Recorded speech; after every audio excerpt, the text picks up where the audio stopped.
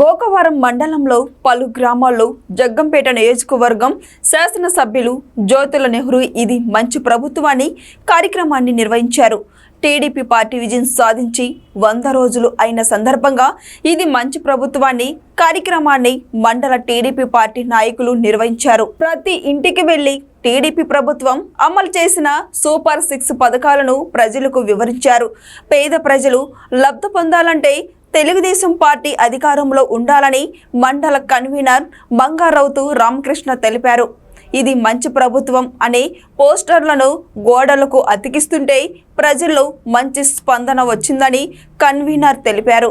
MLA Jyothula Nehru ప్రమాణ స్వీకారం చేసిన వెంటనే ప్రసిద్ధిగాంచిన వెంకటేశ్వర స్వామి ఆలయానికి 3,75 లక్షల రూపాయలతో నూతన రోడ్డు నిర్మాణ నిధులు తీసుకువచ్చారని తెలిపారు. ఎలక్షన్ ముందు సూపర్ 6 పథకాలు ప్రవేశపెట్టారు, మేనిఫెస్టో ఇచ్చారు. దాంట్లో భాగంగా వెంటనే ప్రమాణ స్వీకారం చేసిన వెంటనే పెన్షన్ కార్యక్రమం పూర్తి చేశారు. గతంలో పెండింగ్లో ఉన్న 3,000 రూపాయలతో పాటు 4,000 చేసి 7,000 రూపాయలు ఫస్ట్ తారీఖున ఇవ్వడం జరిగింది. అదేవిధంగా నెల ఫస్ట్ తారీఖుని కార్యక్రమం జరుగుతుంది. అదేవిధంగా గ్యాస్ సిలిండర్ అది రేపు దీపావళికి అనౌన్స్ చేశారు. అన్నా క్యాంటీన్లు అవన్నీ వెంటనే ఏర్పాటు చేయడం జరిగింది. సూపర్ 6లో 3-4 కార్యక్రమాలు అప్పుడే చేయడం జరిగింది. మిగతా కూడా వీళ్ళు చూసుకుని ఇప్పుడు ఉచిత బస్సు ప్రయాణం అన్నారు. దానికి ఏం చేయాలి, ఎలా చేయాలన్నది ఒక క్లారిటీ తీసుకుని అది కూడా పండగ లోపలనే కార్యక్రమం స్టార్ట్ చేయడానికి శ్రీకారం చుడుతుంది. జగన్మోహన్ రెడ్డి లాగా 250 రూపాయలు 5 సంవత్సరాలు పెంచుకుని వెళ్ళే కార్యక్రమం అయితే ఈయన చేపట్టలేదు. ఏదైనా ఏదైతే మేనిఫెస్టో ఇచ్చారో దానికి లోబడి ఒకేసారి 4,000 రూపాయలు పెంచడం జరిగింది. మన ప్రభుత్వం ఏర్పడి 100 రోజులు పూర్తయిన కారణంగా ఇది మంచి ప్రభుత్వం అనే కార్యక్రమం ప్రజల్లో తీసుకెళ్ళడం జరిగింది. సచివాలయం, పంచాయతీ, అలాగే ఎన్డీఏ కూటమి నాయకులందరూ కలిసికట్టుగా ప్రతి ఇంటింటికి వెళ్ళి ఈ 100 రోజుల్లో ఏమైతే గెయిన్ చేయగలిగారు, ఇంకా రానున్న రోజుల్లో ఏం చేస్తారు అన్న దాని మీద వివరణగా ప్రజలకి చెప్పడం జరుగుతుంది. దీనికి అనూహ్యమైన స్పందన ప్రజల నుంచి కనబడుతుంది. ముఖ్యంగా చెప్పుకోవాలంటే ఈ 100 రోజుల్లో వచ్చిన కొద్ది రోజుల్లోనే పెన్షన్లు పూర్తిగా ఫస్ట్ తారీఖున అందించడం ఏంటి, జీతాలు ఫస్ట్ తారీఖున అందించడం ఏంటి, అన్నా క్యాంటీన్లు ఏర్పరిచి పేదలకి అన్నదాన కార్యక్రమం ఏంటి. కడప జిల్లా పులివెందులలో వరుస దొంగతనాలతో ప్రజలు భయంభ్రాంతులకు గురవుతున్నారు. తాజాగా పులివెందులోని కడప రోడ్లో ఉన్న విజయ హోమ్స్ కాలనీలో 149 ఫ్లాట్ నెంబర్లో నివాసం ఉంటున్న HP gas cylinder Harinath Reddy ఇంట్లో భారీ చోరీ జరిగింది.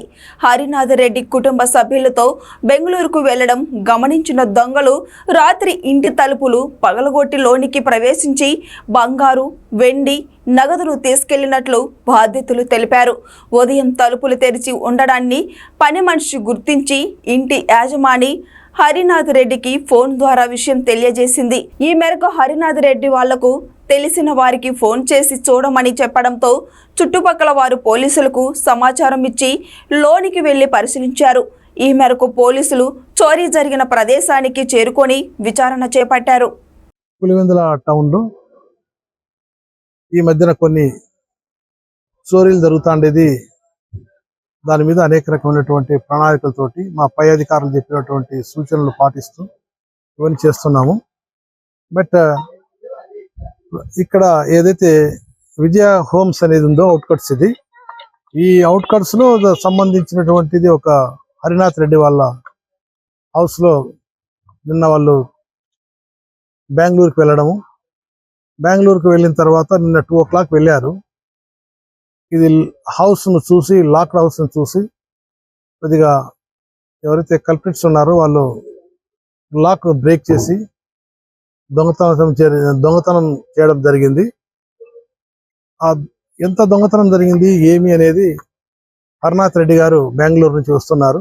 ఆయన వచ్చిన తర్వాత కంప్లైంట్ తీసుకునేసి రిజిస్టర్ చేస్తాం కేసు. అదే రకంగా టూస్ టీము కడప నుంచి రప్పించుకుంటున్నాము. డాగ్ స్క్వాడ్ కానీ అవన్నీ తెప్పించుకుంటున్నాము. వాళ్ళు they are on the way. ఏదైతే పాసిబుల్ స్పేస్ టెక్నికల్గా ఉండేటువంటి ఎవిడెన్స్ కూడా కలెక్ట్ చేస్తాము. అదే రకంగా ఫింగర్ ప్రింట్స్, ఫుట్ ప్రింట్స్ కూడా, కొన్ని ఫుట్ ప్రింట్స్ కూడా వచ్చినాయి. దాన్ని డెవలప్ చేసి ముద్దాయిలు అయితే ఎవరైతే నేరం చేసింటారో వాళ్ళ కంపారిజన్ చేసి ఇది ఖచ్చితంగా డిటెక్ట్ చేస్తాము. ఆదిలాబాద్లో ఓ విద్యార్థికి గుర్తు తెలియని వ్యక్తులు మద్యం తాగించి దాడి చేసిన ఘటనలో తీవ్రంగా గాయపడి చికిత్స పొందుతూ మృతి చెందిన సంఘటన కలకలం రేపింది. నార్నూర్ మండలంలోని చోరగావ్ గ్రామానికి చెందిన రాథోడు దనింగ్స్ మిరాయిబాబు దంపతులు 3వ కుమారుడు రాథోడు జితేందర్ జిల్లా కేంద్రంలోని ప్రభుత్వ గిరిజన బాలుర పోస్ట్ మెట్రిక్ వసతి గృహంలో ఉంటూ రిమ్స్ ఆసుపత్రిలో బీఎస్సీ ఓటీటీ మొదటి సంవత్సరం చదువుతున్నాడు. ఈ క్రమంలో రాత్రి వసతి గృహానికి జితేందర్ స్నేహితుడు వచ్చి బయటకు తీసుకువెళ్లాడు. అక్కడ బలవంతంగా జితేందర్ను 4 యువకులు కలిసి మద్యం తాగించి విచక్షణ రహితంగా దాడి చేసి పారిపోయారు. తీవ్ర గాయాల పాలైన జితేందర్ స్నేహితులకు సమాచారం ఇవ్వగా వెంటనే స్నేహితులు అక్కడికి వెళ్లి చూడగా ఆ రక్తపు మడుగుల్లో ఉన్న జితేందర్ను రిమ్స్కు తరలించారు. పరిస్థితి విషమించడంతో వైద్యులు మెరుగైన వైద్యం కోసం హైదరాబాద్కు తీసుకెళ్లాలని సూచించారు. అక్కడ చికిత్స పొందుతూ మృతి చెందగా బంధువులు, స్నేహితులతో పాటు విద్యార్థి సంఘాలు ఆందోళన చేపట్టారు. ఆదిలాబాద్ పట్టణంలోని గణేష్ మందిరం సమీపంలో రాత్రి జరిగిన రోడ్డు ప్రమాదంలో ఋతుజ దుర్మరణం పాలవగా భర్త వెల్లమ్మ రాకేష్ రెడ్డి, పిల్లలు వరుణ్య, కియారా గాయపడ్డారు. తలమడుగు మండలం కోడద్దుకు చెందిన వీరు ఆదిలాబాద్ పట్టణంలోని ద్వారకా నగర్లో నివాసం ఉంటున్నారు. దీపాయగూడలోని బంధువుల ఇంటికి బయలుదేరారు. గణేష్ మందిరం సమీపంలోని రైల్వే ఆండర్ బ్రిడ్జి నుంచి వేగంగా వచ్చిన ద్విచక్ర వాహనం వారి వాహనాన్ని ఢీకొట్టడంతో ఋతుజ అక్కడికక్కడే చనిపోయింది. రాకేష్ రెడ్డి, ఆయన కూతుళ్లకు గాయాలయ్యాయి. ప్రస్తుతం వారు ప్రైవేటు ఆసుపత్రిలో చికిత్స పొందుతున్నారు. కాగా రోడ్డు ప్రమాద దృశ్యాలు అక్కడ సీసీ కెమెరాలో నిక్షిప్తం కావడం సామాజిక మాధ్యమాల్లో వైరల్గా మారాయి. రోటరీ విజయనగరం సెంట్రల్ వారి ఆధ్వర్యంలో జరుగుతున్న నవతారోత్సవాల్లో భాగంగా ఆదివారం యూత్ ఐకాన్ ఆఫ్ విజయనగరం కార్యక్రమం జరిగింది. ఈ కార్యక్రమానికి స్టూడెంట్స్ 260 మంది హాజరయ్యారు. స్టూడెంట్స్ కు ఈ కార్యక్రమంలో 3 రౌండ్లు జరుగుతాయి. అందులో విన్నర్కి 10,000, రన్నర్కి 5,000, థర్డ్కి 3,000 చొప్పున అక్టోబర్ 2 ప్రైజెస్ ఇవ్వబడతాయి.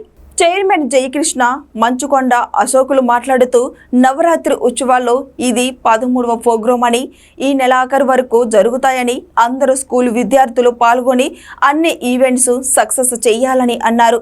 ఈ కార్యక్రమంలో ప్రెసిడెంట్ నాగేశ్వరరావు, సెక్రటరీ శంకర్ రెడ్డి తదితరులు పాల్గొన్నారు.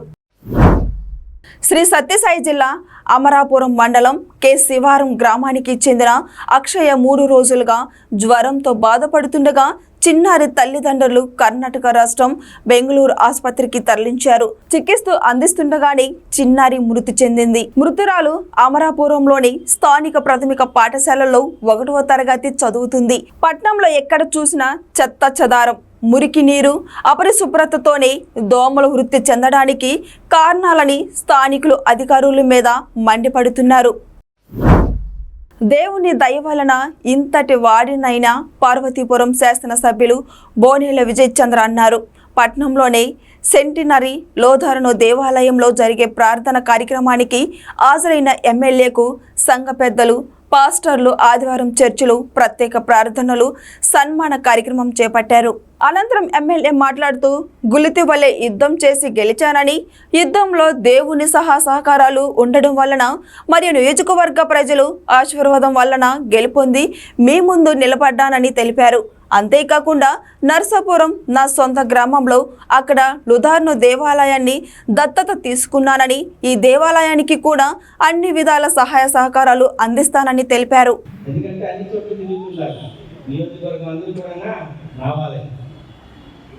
అందుకనే రాలేదు. కాకపోతే ఒక మాట ఇస్తాను, ఎప్పుడైతే ఆదివారం వీలు పడుతుందో ప్రతి ఆదివారం ఇప్పుడైతే ఈ చర్చికి రావడానికి నేను ఖచ్చితంగా సమయంగా రావడానికి పిల్లలతో కూడా రావడం జరుగుతుంది. అదైతే మీ అందరికీ మాట ఇస్తున్నాను. అలాగే 2 మాటలు చెప్తాను. గత ఎలక్షన్లో ఆ రోజు దేవుడు ఇజ్రాయెల్ ఎలాగైతే ఒక మేఘ స్తంభంగా అగ్ని స్తంభంగా కాపాడి నన్ను ముందు నడిపించారో, నా వాళ్ళు మీరందరూ కూడా మీ ప్రార్థనలు కూడా ఎలక్షన్లో పగటి పూట నాకు మేఘ స్తంభంగానా, రాత్రి పూట అగ్ని స్తంభంగానా దేవుడు ఈ గొప్ప ఎలక్షన్ని నిలవబెట్టాడు. ఇంకో విషయం కూడా చెప్పాలి, గొలియాత్కి దావీదుకి యుద్ధం అనుకోవాలి. నేను దావీదు ఉండే పొజిషన్లో ఉండి వచ్చాను, 3 రాళ్ళు అమ్ముకొని వచ్చాను. అయితే గొప్ప విజయాన్ని ఇచ్చాడు దేవుడు, గొలియాత్ని నేలమట్టం చేయించాడు. నంద్యాలలో ఈ నెల 2వ తేదీన షేక్ ఇందియాజ్ అనే వ్యక్తి బ్యాంకు నుంచి 2.60 లక్షల నగదును డ్రా చేసుకొని ఇంటికి వెళ్తుండగా స్థానిక పట్టణంలోనే నూనెపల్లిలో తన స్కూటీలో పెట్టిన నగదును 2 గుర్తు తెలియని వ్యక్తులు దొంగలించారని పోలీసులకు ఫిర్యాదు చేశాడు. బాధితుడు ఫిర్యాదు మేరకు పోలీసు కేసు నమోదు చేసి దర్యాప్తు చేపట్టారు. ఈ కేసులో స్టువార్టుపురానికి చెందిన దుర్గాప్రసాద్ అనే ముద్దాయిని పోలీసులు అరెస్టు చేసి అతని వద్ద నుంచి 1.50 లక్షల నగదును, 1 స్కూటీని స్వాధీనం చేసుకున్నారు. మరో ముద్దాయి పరారీలో ఉన్నట్లు పోలీసులు తెలిపారు. ఈ నెల 2వ తేదీన నూనెపల్లి బెన్నీ కాంప్లెక్స్ దగ్గరలో ఒక వ్యక్తి బ్యాంకు నుంచి తీసుకొచ్చి స్కూటీ డిక్కీలో 2,60,000 పెట్టుకున్న దాన్ని 2 గుర్తెలియని దొంగలు దొంగతనం చేసినారని కంప్లైంట్ చేసినారు. ఆ కేసులో మొదటి ముద్దాయి అయిన దుర్గాప్రసాద్ స్టువర్టుపురం ఏరియాకి చెందిన వ్యక్తి నిన్న అరెస్ట్ కావడం జరిగింది. ఇంకో ముద్దాయి పరారీలో ఉన్నాడు. అతని నుంచి 1,50,000 సీజ్ చేయడం కూడా జరిగింది.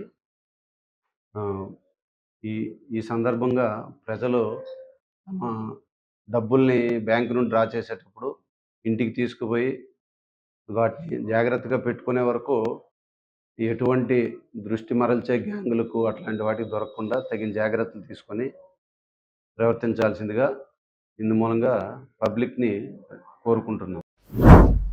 ఆంధ్ర ఒరిస్సా బోర్డర్లో సిపిఐ మావోయిస్టులు 20వ ఆవిర్భావ దినోత్సవాలు జరగనున్నాయి. సెప్టెంబర్ 21 నుంచి అక్టోబర్ 20 వరకు జరగనున్న నేపథ్యంలో జయప్రదం చేయాలని భారత కమ్యూనిస్టు పార్టీ మావోయిస్టులు పిలుపునిచ్చింది. Andhra Orissa special zonal committee కార్యదర్శి గణేష్ పేరిట మావోయిస్టులు లేఖ విడుదల చేశారు.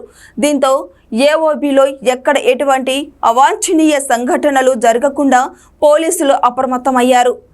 అడవుల్లో పోలీసులు అడుగున జల్లెళ్ల పడుతున్నారు.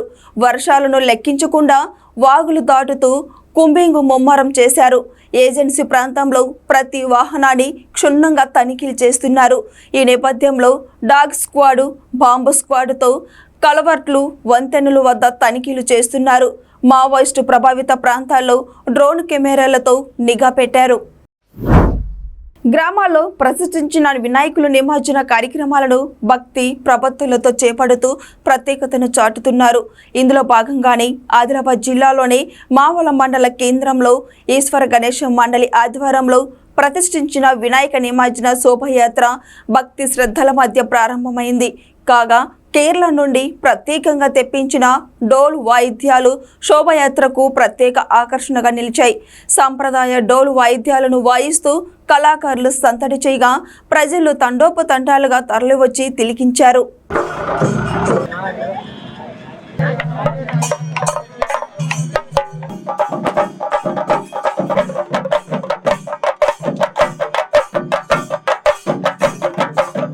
మొట్టమొదటిసారిగా ఆదిలాబాద్కి ఇచ్చేసింది కేరళ బ్యాండ్. మాట్లాడుతున్నాం మా వాళ్ళం. అది ఈ బ్యాండ్లు కానీ డీజే కానీ శబ్ద కాలుష్యం కానీ మళ్ళీ అల్లరి చేయడం కానీ ఇలాంటివి కాకుండా మేము కేరళ నుంచి తెప్పించాము కేరళ బ్యాండ్. ఇది సన్నాయి. మనము నేచురల్గా మంచిగా చూసుకోవడానికి చేస్తున్నాం. దీన్ని ఎవరికి శబ్దం లేకుండా ఎవరికి డిస్టర్బెన్స్ లేకుండా చేస్తున్నాము. ఈశ్వర్ గణేష్ మండల్ మా వాళ్ళు పిలిపించాము. కేరళ బ్యాండ్ నుంచి 30 మంది వచ్చారు. సాంప్రదాయంగా తీసుకోవాలని గణేష్ మండల్ ఈశ్వర్ మా వాళ్ళు డిసైడ్ చేశారు. ఇది ఇవాల్టి బులెటిన్ అప్డేట్. మరో బులెటిన్లో మళ్ళీ కలుద్దాం.